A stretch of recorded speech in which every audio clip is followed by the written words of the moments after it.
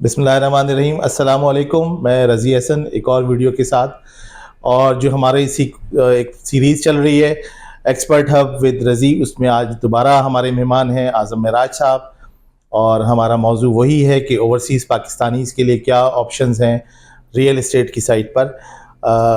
इस प्रोग्राम को पहले भी हम इसकी एक एपिसोड कर चुके हैं। आज की सेकंड एपिसोड है related to the real estate in urban and rural area.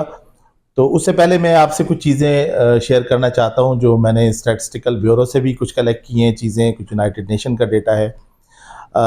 31 अक्टूबर के हिसाब के डेटा जो अपडेट है उसके हिसाब से हम तकरीबन अब 25 करोड़ की आबादी हैं।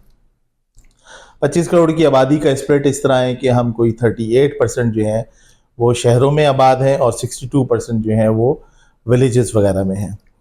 और पाकिस्तान की पॉपुलेशन का 64% जो है वो पॉपुलेशन है जो यंग पॉपुलेशन है, और वो 35 ईयर्स से कम एज की है। तो ये इसलिए मैं बैकग्राउंड वाजे कर रहा हूँ कि हाउसिंग की इम्पोर्टेंस को हाईलाइट करने के लिए।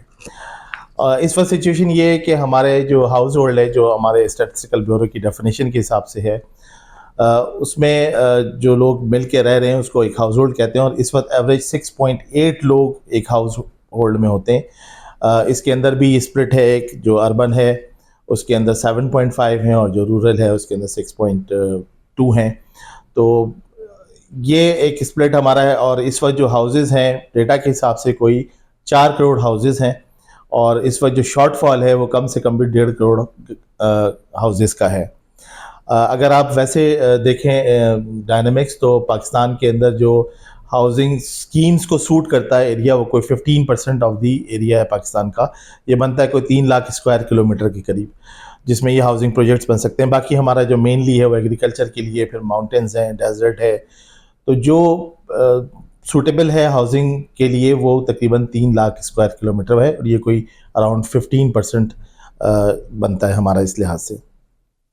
तो इसमें अब जो चीज़ें कंसर्न है हमारी ओवरसीज़ के लिए, वो ये हैं कि इसमें रिस्क क्या है और किस तरह से है।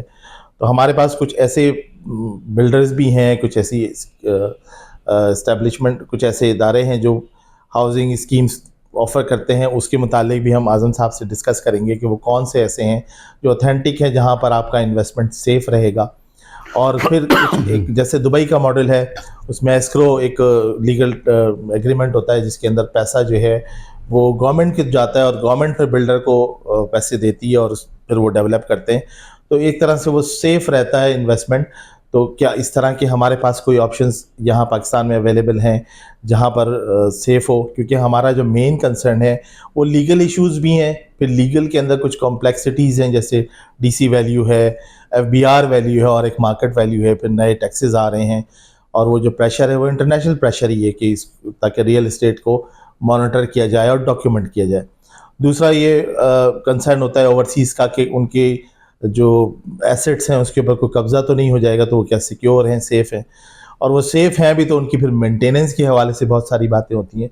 तो वो ये सारी बातें हैं जो ओवरऑल मैंने एक ब्रीफ के तौर पर डिस्कस कर ली शुरू में ही।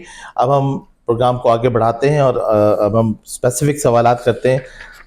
शुक्रिया आज़म मेराज साहब, आप तशरीफ़ लाए, अपने कीमती टाइम में से आपने वक्त निकाला, और मुझे बिल्कुल एहसास है कि आप बहुत मसरूफ़ आदमी हैं। आप हमारे नाजरीन को ये प्लीज़ बताएं कि पाकिस्तान में रियल एस्टेट मार्केट की मौजूदा रुझानात क्या हैं? शुक्रिया रज़ी साहब, माशाल्लाह आपने बहुत अच्छे स्टैटिस्टिक निकाले, और एक्सपर्ट तो आप हैं। और हम तो आपसे सीखते हैं जनाब। देखिए, रुझान ये है कि पिछले कोई 2-3 साल से डाउनवर्ड ट्रेंड है, और उसकी बहुत सारी रीज़न्स हैं। ओवर प्राइसिंग है, कुछ जो जैसे आपने जिक्र किया FATF वगैरह, MIF और इस तरह के दबाव से जो गवर्नमेंट ने चीज़ें इम्प्लीमेंट करने की कोशिश की बग़ैर किसी होमवर्क के, उनके असरात हैं। लेकिन मेनली यही है कि इसमें एक्चुअल रियल एस्टेट को एक्सप्लोर सिर्फ किया गया ट्रेडिंग के लिए, जबकि रियल एस्टेट का जो पोटेंशियल आप बता रहे हैं कि जी इतना शॉर्टफॉल है, हमारा 25 करोड़ की आबादी है, रकबे के एतबार से हम आबादी में तो 5वें नंबर पे आ गए, लेकिन रकबा तो ज़ाहिर है 36 नंबर पे ही रहेगा, चाहे हम और आबादी अगर जे हम कुछ सालों में ही 6 से 7 5 पे आ गए हैं तो 4 पे भी हो सकते हैं। तो ये वाले पोटेंशियल और इस तरह फिर रेगुलेटरी अथॉरिटीज सरकार की कोई दूर अंदेशाना पॉलिसीज़ ना होने की वजह से ज़्यादा ट्रेडिंग होती रही, तो उस वजह से इस वक्त ट्रेंड ख़राब है। लेकिन अगर इस तरह के फैक्ट्स फिगर्स को जहन में रखें तो अभी भी पाकिस्तान में लोग कह रहे हैं कि जी बहुत बुरा हालात है रियल एस्टेट के, लेकिन रियल एस्टेट का जो पोटेंशियल है वो बहुत ज़्यादा है। सही, ठीक। तो अगर इसमें जो बैरून मुल्क पाकिस्तानी हैं उनका अगर वो इसमें इन्वेस्ट करना चाहें तो उनको आप क्या सजेस्ट करेंगे कि वो किन स्कीम्स में जाएं, कहाँ वो ट्रस्ट कर सकते हैं? जैसे अभी मैंने ब्रीफ में भी डिस्कस किया कि उनका जो कंसर्न्स हैं मेनली, एक तो ये भी है कि कॉम्प्लेक्सिटी के अलावा सिक्योरिटी बड़ा अहम मसला है। देखें, रियल एस्टेट में जो इन्वेस्टमेंट होती है या रियल एस्टेट जो ख़रीदी जाती है, हर रियल एस्टेट की बाइंग बैक वक्त इन्वेस्टमेंट ही होती है, लेकिन वो एंड कंज्यूमर के तौर पे भी आप ले रहे होते हैं और वही इन्वेस्टमेंट होती है। यानी आपके बाप दादा, मेरे बाप दादा ने अगर कोई प्रॉपर्टी ली थी तो उन्होंने अपने इस्तेमाल के लिए, लेकिन with the passage of time वो कमिंग जनरेशन के लिए इन्वेस्टमेंट बन गई, उनकी बहुत ही लुक्रेटिव किस्म की इन्वेस्टमेंट बन गई। तो जो ओवरसीज़ हमारे दोस्त हैं, मेरा ख्याल है कि उनके लिए सबसे पहले तो ये फोकस होना चाहिए उनका कि अपने होम टाउन में जो सेफ सिक्योर जो इन्वेस्टमेंट है वहाँ वो फोकस करें। क्योंकि आप अगर किसी भी शहर में जो इस वक्त ट्रेंड में है, फ़र्ज़ करें जो आपकी पहुंच से बाहर है, दूर है, वहाँ अगर आपने इन्वेस्टमेंट कर ली तो छोटी मोटी जो चीज़ें होती हैं, देखें पाकिस्तान अभी इतना हाईटेक नहीं हुआ, सही, अभी आपको ऑफिसेज में जाना ही पड़ता है। तो आपके अगर गांव के करीब वाले शहर में हैं या आप अपने ही शहर में इन्वेस्ट करते हैं तो आपके कोई अजीज़ अकारब, कोई भाई जाके उसका कोई खैर खबर ले सकते हैं। सबसे पहला तो ये एक मशवरा है, ठीक है। फिर वो आपके इस्तेमाल में भी चीज़ आ जाती है, किसी तरह आप उस पर घर बनाते हैं या कमर्शियल बिल्डिंग बनाते हैं तो उस पे कोई रेंट रिसीव करने वाला है, कोई उसकी वेयर टेयर, कोई उसकी मेंटेनेंस कर सकता है।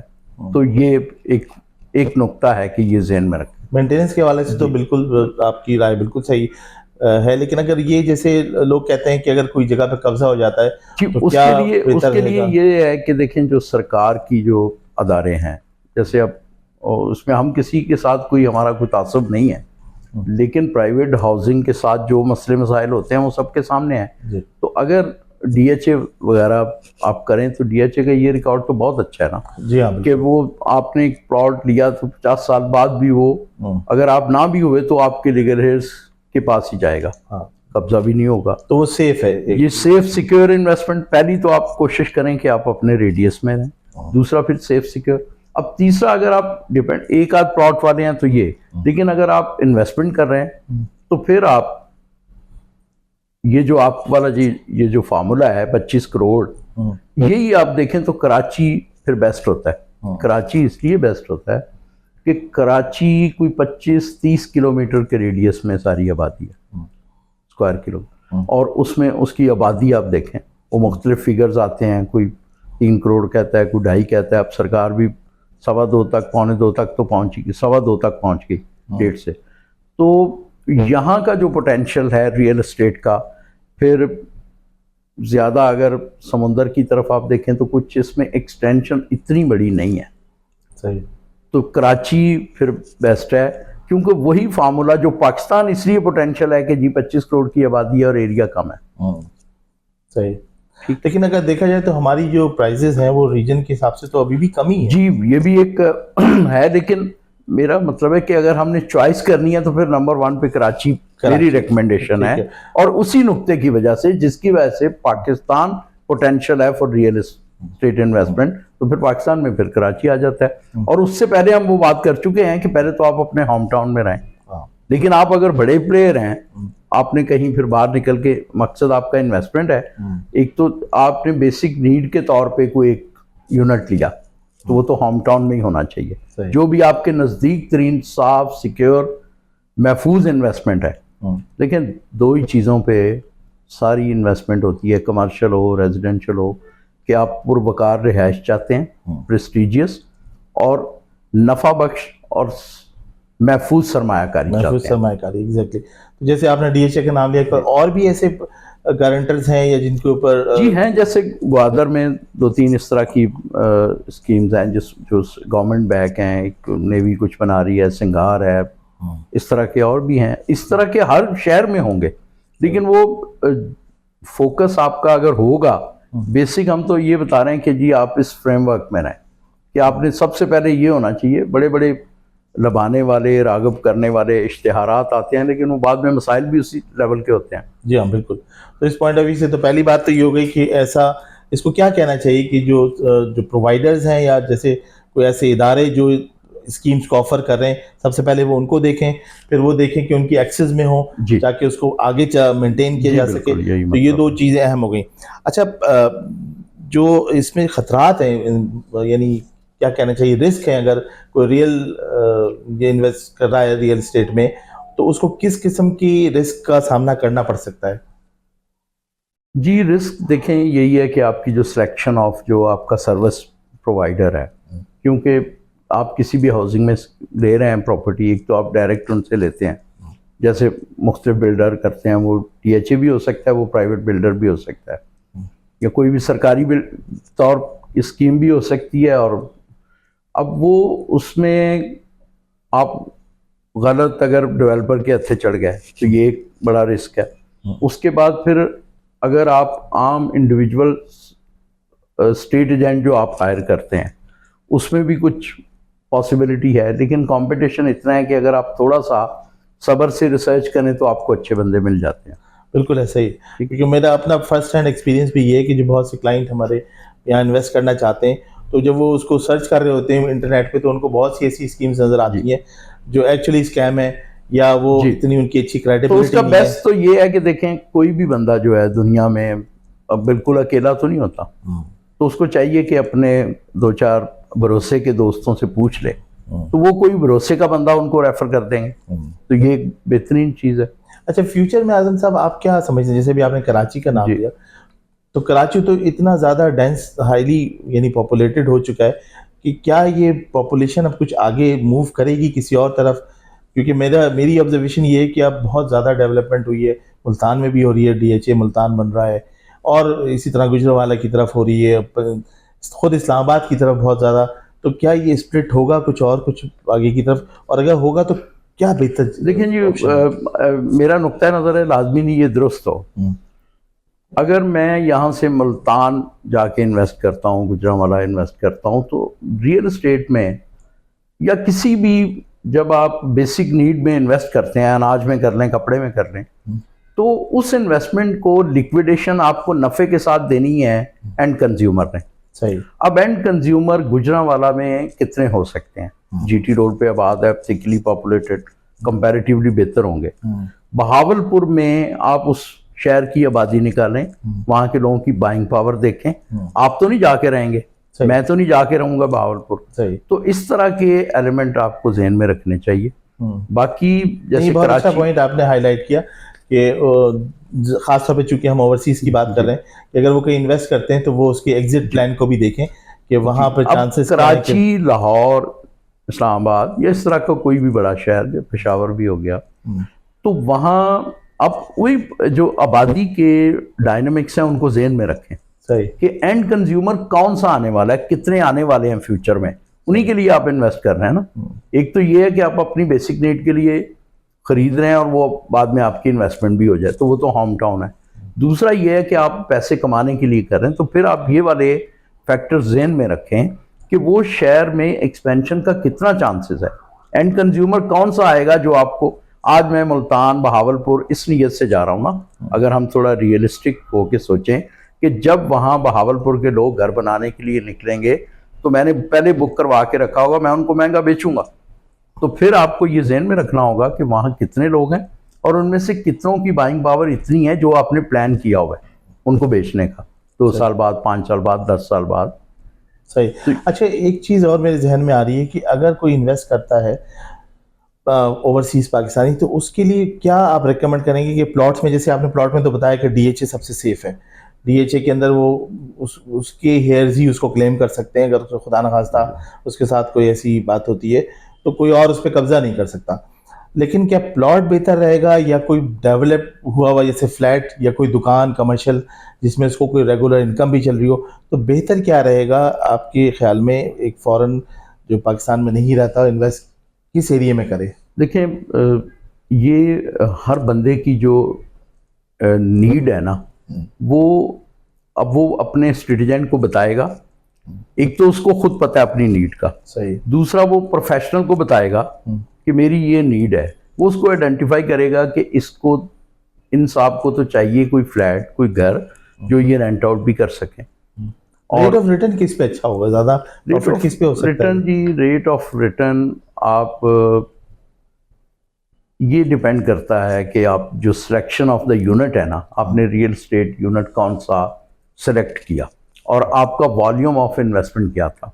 ठीक है। जैसे इस वक्त देखें कि बहुत मंदा है, लेकिन डीएचए सिटी में इस वक्त 125 गज का प्लॉट 19 लाख से 32 लाख में वो प्लॉट मिल रहा है जो कोई साल पहले 32 से 65 का था। अच्छा।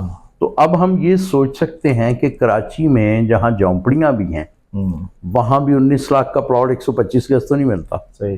मेरा ख्याल है वो भी एवरेज 25-30 लाख का है झोंपड़ी भी। ठीक है। तो अब इस तरह की इन्वेस्टमेंट तो 19 लाख पे अगर आपके 2-3 साल में डबल भी हो जाए तो इतनी सी इन्वेस्टमेंट में ये मुनासिब है। सही। सिमिलरली आप देखें कि अगर आप कराची आइट हैं या कोई कराची आइट है या कोई दूसरा बंदा है जिसके पास वाफर पैसे हैं और वो इन्वेस्ट करना चाहता है, हमारे पास जो माजी है वो ये है कि डीएचए में इस वक्त 500 गज का प्लॉट मिनिमम 4 करोड़ और मैक्सिमम 9 करोड़। सही। इसी तरह अगर 500 गज का कोई घर है तो वो मिनिमम कोई 11-12 करोड़, एवरेज सा 15-16 करोड़, और बहुत एक्स्ट्रा ऑर्डिनरी 500 गज के घर जो बड़े अच्छा मटेरियल और अच्छा आर्किटेक्ट और अच्छी लोकेशन, वो 20 और 25 के दरमियान भी हैं। अच्छा, ये रेडीली अवेलेबल है जो रेडी टू मूव जी। अब इसी तरह का डीएचए सिटी में इस वक्त प्लॉट आपको मिल जाता है 70 लाख से 1.5 करोड़ के दरमियान। अच्छा। 1.5 करोड़ वाला वो है जो हम सोच सकते हैं कि ये फ्यूचर में 9 करोड़ का हो जाएगा, और जो 70 लाख वाला है उसको, ये वो कैटेगरी है जो हम ये समझ रहे हैं कि ये फ्यूचर में 4 करोड़ का हो जाएगा। जिस तरह का जो आपकी एजम्पशन है ये इसलिए कि जो रोड बन रही हैं, जो डेवलपमेंट, जी, ये जो M9 है 2-3 साल में, और फिर एक और चीज अगेन वही कि बाइंग पावर अब लोगों की इतनी तो नहीं रही। आज अगर एक दरमियाने लेवल का एग्जेक्टिव है उसके पास इतनी सेविंग है तो वो वही ले सकता है ना, वो 4 करोड़ का प्लॉट तो नहीं ले सकता या ना 9 करोड़ का। लेकिन ओवरसीज के लिए तो बहुत अच्छा ऑप्शन है ये जी। बहुत, जैसे आपने बताया कि M9 के बाद जो प्राइजेस हैं वो आप 300 टाइम्स उसको देख रहे हैं कि मल्टीप्लाई हो सकती हैं, वो ज्यादा भी हो सकती हैं, और वो सेफ भी हैं, वो सेफ भी हैं, सिक्योर है, और इस वक्त भी वहाँ लोग घर बना रहे हैं। बहुत सी जगहों पे लोग घर बना रहे हैं। तो हम ये सोच रहे हैं कि ये 2-3 साल में वहाँ घर बहुत सारे शुरू हो जाएंगे, लोग रहने भी चले जाएंगे। सही। ये हम तवक्को कर रहे हैं कि आने वाले साल 6 महीने में लोग रहने चले जाएंगे। सही। अच्छा, ये जो बहरिया टाउन कराची का हम रोज़ एक न्यूज़ सुनते हैं कि उस पर एक नया कोई केस खुल गया क्या, तो क्या बहरिया टाउन सेफ नहीं था? और अगर बहरिया टाउन में जिसने इन्वेस्टमेंट कर ली उसके लिए आपका क्या मशवरा है कि देखिए, उस बहरिया टाउन में पिंडी हो, लाहौर हो, उसके बाद कराची तो खैर बहुत ही बड़ा स्केल पे था, उसमें जिन लोगों ने पैसे बनाए हैं, जिस तरह मल्टीप्लाई हुई चीज़ें और फिर जिस तरह के मामलात हुए, वो एक तारीख है, उस पर हम ज़ाहिर क्या उस पर क्या कमेंट करें। काफ़ी सारे लेकिन बेसिक हमारी देखें, हमारा यहाँ बड़ा प्लेयर जो है ना, बड़ा प्लेयर तो खुद सब चीज़ें जानता है, उसके वसाइल इतने हैं। हम यहाँ, मैं जो समझा हूँ आपके प्रोग्राम का, कि जो लेमैन है हम उसके लिए बात कर रहे हैं, तो उसके लिए रिस्की चीज़ों में नो डाउट के हाई रिस्क हाई गेन होगा, लेकिन उसके पास कैपिटल ही इतना होता है कि अगर उसके साथ कोई हाथ हो गया तो उसको बहुत ज़रा देखभाल के करना चाहिए। सेफ सिक्योर भी हाई गेन हो सकता है। सही, क्योंकि मेरे अपने बहुत से मेरी नॉलेज में जिन लोगों ने ओवरसीज यहाँ इन्वेस्ट किया था बहरिया टाउन कराची में, तो अब वो नहीं, उनके स्पेसिफिकली देखिए, मुझसे पूछ रहे उनके हैं अब कि क्या इसको सेल 22 करके 22 उस पे हो जाएगा नुक्ता नज़र, लेकिन वो जिस तरह के मसाइल हैं वो सबके सामने हैं। सही। तो हम लोगों को ये मशवरा देने के लिए, मतलब मैं जो समझा हूँ आपका मकसद कि लोगों को एक सीधा रास्ता बताने की। जी हाँ। बाकी अगेन फिर वही रिपीटेशन कि जो बड़ा प्लेयर है उसको तो सब पता है कि उसने कितने हाई रिस्क में भी कमा लेना है, या अगर वो लूज करने को भी तैयार है तो वो उसका अपना फैसला है। लेमैन के लिए यही मशवरा है कि वो सबसे पहले ज़मीन में इन्वेस्ट करते हुए देखें, ज़मीन में इन्वेस्टमेंट इसलिए नहीं की जाती कि मैं सुबह लूँ और शाम को बेच के। ज़मीन को इन्वेस्टमेंट ज़मीन में की जाती है फ्यूचर घर बनाने के लिए, 2-4 साल बाद अच्छे पैसे कमाने के लिए, साल 6 महीने। जो पाकिस्तान की रियल एस्टेट मार्केट का जो सत्यानाश हुआ है इस वक्त, जिसको हम सत्यानाश कहते हैं, उसकी वजह ये थी कि हमने रियल एस्टेट को ट्रेडिंग बना ली कि अभी लें और शाम को बेच दें। सही, ऐसा ही। और ये वो प्रोडक्ट नहीं है। सही। इसीलिए उसने हमारी इकॉनमी पे भी बहुत बुरे असरात मरतब किए। हमने बहुत सारे प्रोडक्टिव काम छोड़ के सब इसी में लग गए। सही। वो बहुत रेट ऑफ रिटर्न बहुत था, वो जो हो रहा था वो अब देखें ना, जो पिछली गवर्नमेंट ने जो इंसेंटिव दिया बिल्डर्स के लिए, तो क्या वो इतनी बाइंग पावर थी? खंजराब से कमाड़ी तक जितनी हाई राइज बिल्डिंग शुरू हो गई, जिस तरह की लेविश शुरू हो गई ऑफिसेज, आज भी लोग खारा टावर और इसकी सराउंडिंग में पगड़ी पे रह रहे हैं। अब उसके लिए आपने जंगलों में इतने लेविश ऑफिसेज बना दिए, तो क्या बाइंग पावर थी? तो वो फिर जाहिर एक बड़ा काम होना था जो हुआ। हाँ। अच्छा, जैसे हमारी बात हो रही थी ऑफ दी कैमरा भी, जो आपने बताया कि जो रेगुलेटर है, जो गवर्नमेंट है, उसको, उसके लिए क्या आपकी तजवीज़ है इस फोरम से कि वो किस तरह से, जैसे अभी आपने कहा एकदम हाई राइज बिल्डिंग्स को अलाउ कर दिया, उसके बाद वो इंफ्रास्ट्रक्चर ही नहीं है, वो पानी, वो ड्रेनेज, वो और दूसरी चीज़ें, वो सड़कें नहीं हैं, तो फ्यूचर में अगले 5-10 साल के लिए आप माशाल्लाह इतना एक्सपीरियंस है आपका, तो आप क्या तजवीज़ देंगे? कि देखिए, वो लॉन्ग टर्म प्लानिंग हुकूमतों का काम ही अब रह ही नहीं गया। वो कहते हैं कि कल हमें क्या, जो जिस तरह उनका मजाज था वही नीचे आया। हम कहते हैं कि शाम को क्या मिल जाएगा, अभी इन्वेस्ट करूं। वो भी कहते हैं कि शाम को क्या रिजल्ट मिलता है मेरे ऐसे एक्शन का कि शाम तक डॉलर नीचे आ जाए, उसका मुझे कुछ फ़ायदा हो जाए। तो ये कौमों को बनाने के लिए 25 करोड़ की कौम, एटमी ताकत, इतना पोटेंशियल, इतना सब कुछ होने के बावजूद अगर ये जो हालात हैं, तो उसके उनको लॉन्ग टर्म प्लानिंग, बहुत ही क्रेजी का काम है। आपको बहुत लॉन्ग टर्म प्लानिंग करनी पड़ेगी। आप अगर कंस्ट्रक्शन में इंसेंटिव दे रहे हैं और साथ सरिये वालों को कह रहे हैं कि आप 1.25 से 3 लाख टन कर लें, जी, सीमेंट को आप कह रहे हैं कि जी 500 से आप 1200 कर लीजिए, तो किस तरह उसकी कॉस्ट ऑफ कंस्ट्रक्शन जिसने बुक किया, पूरा इस तरह की चीज़ों से देखें, मैशत नहीं, मुआशरत का तवाज़न बिगाड़ लिया हमने। मैशत नहीं, मुआशरत का तवाज़न बिगाड़ लिया। बिल्कुल, आपने बहुत अच्छी बात ये हाईलाइट की कि जो बिल्डर्स थे, जब उन्होंने यानी प्रोजेक्ट शुरू हुए, तो वो एकदम सरिये जो है वो 3 टाइम्स बढ़ गए, और इसी तरह बाकी तमाम चीज़ें, बाकी और हर चीज़ें। तो क्या ये बेहतर नहीं होगा, जैसे एस्क्रो वाला एक लीगल टर्म है, ये लीगल एग्रीमेंट बनता है, यहाँ कोई ऐसी कोई चीज़ नहीं हो सकती? कि कर भी रहे हैं, उसमें भी मसाइल होंगे। जब आपका देखें, बेसिक कोई एक सेगमेंट ऑफ द सोसाइटी तरक्की नहीं करता, या तो सोसाइटी पूरी तरक्की करती है। बिल्कुल दुरुस्त, ऐसा ही है, ठीक है ना, कलेक्टिवली तो होता है पूरा। आपको जो भी पॉलिसी बनानी पड़ेगी वो 25 करोड़ के लिए बनानी पड़ेगी। हमारी हालत तो देखें, रियासत के 3 अहम सतून, जिनमें से सबसे तगड़ा है अदलिया। अदलिया ने पंजाब में तो 7E लागू नहीं होने, बिल्कुल ठीक है, और यहाँ उन्होंने कहा यहाँ होना चाहिए। हाँ, अब इस तरह अब कोई रियासतें चलती हैं। अब उस पे स्टे दिया, लेकिन उसमें भी कहा है कि 50% जमा कराएं, लेकिन ये हकीकत है कि हमारे फंडामेंटल राइट्स के खिलाफ है कि एक ही सिटीजन, एक ही मुल्क का, और 2 मुख्तलिफ इसके लिए कवानीन बन गए।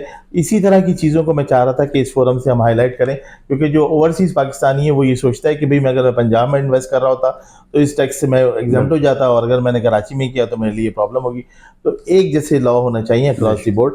तो मैं वापस उस पॉइंट पे आता हूँ कि दुबई में जैसे ये एक लीगल एग्रीमेंट बनता है, एस्क्रो का जो फॉर्मेट है, तो हमारे यहाँ, अगर मेरी नॉलेज में कम से कम नहीं, अगर आपकी नॉलेज में कोई ऐसी चीज़ हो जहाँ गवर्नमेंट उसको रेगुलेट भी करो, जैसे डीएचए की आपने बात की, डीएचए में बहुत सख्त बाय लॉज हैं, उनको वो फॉलो भी कराते हैं, इन्फोर्स कराते के हैं। अंदर जो बड़े बिल्डर्स आए जिन्होंने कुछ शुरू किए हैं तो उसमें एस्क्रो अकाउंट वगैरह उन्होंने किए हैं इस्तेमाल। कोई किए हैं, अच्छा ठीक है, ठीक है, मैं चाह रहा था कि ये बात इस फोरम से हाईलाइट भी हो। सही। और फिर देखें जो सीना गजट है ना जी फर्ज करें आपने बुक करवाया हमारे से, आपका बड़ा अच्छा तजर्बा रहा, आप अपने दोस्तों को भी रिकमेंड करेंगे। वो देखें ये हमारा सोसाइटी हमारी अब इतनी ट्रांसपेरेंट होती जा रही है जी जी बिल्कुल, कि अब आप किसी के बारे में भी उस मार्केट से पता आपको आराम से चल जाता है। जी हाँ, और एक और चीज़ भी है सोसाइटी में हमारी में कि सारे लोग इतने ख़राब नहीं ना। हैं, बड़ी बड़ी अच्छी रेपुटेशन वाले स्टेट एजेंट भी हैं, बिल्डर भी हैं, बिल्कुल। डेवलपर्स भी हैं, मेरी अपनी नॉलेज में भी, आप तो जिनसे माशाल्लाह लोग बहुत मुतमईन हैं, हम्म। वो भी बहुत हैं। बस ये है कि आप ज़रा बहुत सिलेक्शन करते हुए बहुत मासूमियत ना बरतें, थोड़ी रिसर्च कर लें। रिसर्च करना है, सही। तो अगर मैं कंक्लूड करूं तो आपका कहना ये है कि ये तो अपने अपने जो रिक्वायरमेंट्स है उसके हिसाब से, लेकिन मिसाल के तौर पर डीएचए है या और आपने बताई सिंगार बताई, नेवल एनकोच वगैरह बताया, तो प्लॉट के अंदर भी इन्वेस्ट किया जा सकता है जो आगे जाके आप मल्टीप्लाई अपनी होगा। ज़रूरत के मुताबिक, जरूरत के आप अपनी मुताबिक, ज़रूरत अच्छे प्रोफेशनल को बताएं, वो आपको आइडेंटिफाई करके 2-3 मशवरे दे देता है सही कि जी आपके लिए ये बेहतर है, जो आपने हालात बताएं। सही, एक तो आपको खुद पता होता है और एक फिर प्रोफेशनल जो है वो आपको राय दे देता है कि जी आपके लिए ये बेहतर है आपके सर्कमस्टांसेस के मुताबिक। सही, ठीक है। तो आज के प्रोग्राम को हम यहीं तक रखते हैं, इंशाल्लाह इसकी एक इसे हम कंटिन्यू रखेंगे। और अब मैं आपके सवालात का वेट करूंगा और मेरी रिक्वेस्ट ये होगी कि आप स्पेसिफिक क्वेश्चन करें ताकि हम आज़म साहब से या जो एक्सपर्ट्स हैं उनसे उसको डिस्कस करें। जैसे अभी आपने देखा होगा कि आज़म साहब ने एक्चुअल प्राइजेस बताई कि किस रेंज में प्लॉट्स अवेलेबल हैं, किस रेंज में घर अवेलेबल हैं, और उसका लोअर एंड और अपर एंड दोनों डिस्कस किया। और हमारे यहाँ जो अब डायनामिक्स चेंज हो रही है, देखिए पहले हमारी एक्सटेंडेड फैमिलीज होती थी और एक ही घर में रहते थे, और खालू भी रहते थे, चचा भी रहते थे, मामू भी, मतलब साथ एक जॉइंट सिस्टम था। अब वो न्यूक्लियर फैमिलीज हो गई हैं, तो डायनामिक्स तो यहाँ चेंज हो रहे हैं, बच्चों की पढ़ाई है, प्राइवेसी है, तो डेफिनेटली इस वक्त जो कंस्ट्रक्शन है वो बढ़ेगी, क्योंकि हमारे यहाँ जो यंग पॉपुलेशन है 64% पॉपुलेशन जो है वो बिलो 35 ईयर्स है, यानी ये कोई बनते हैं हमारे कोई 14 करोड़ लोग। तो इनके लिए फिर फ्लैट, घर, ये जो इस तरह की चीज़ों की फ्यूचर में रिक्वायरमेंट मज़ीद बढ़ेगी। अभी ऑलरेडी हम कोई 1-1.5 करोड़ घरों का शॉर्टफॉल है पाकिस्तान के अंदर, तो उनकी जब रिक्वायरमेंट बढ़ेगी तो मेरे ख्याल में ये ओवरसीज़ के लिए पोटेंशियल है कि अगर वो ऐसी जगह किसी जगह इन्वेस्ट करते हैं और उसको रेंट आउट कर देते हैं, वहाँ से उनको इनकम भी होगी, उनकी वो जो इन्वेस्टमेंट है वो सेफ भी रहेगी। तो इन चीज़ों के ऊपर हम मज़ीद बात करेंगे। आपसे रिक्वेस्ट है कि चैनल को लाइक करें, सब्सक्राइब करें। Thank you very much.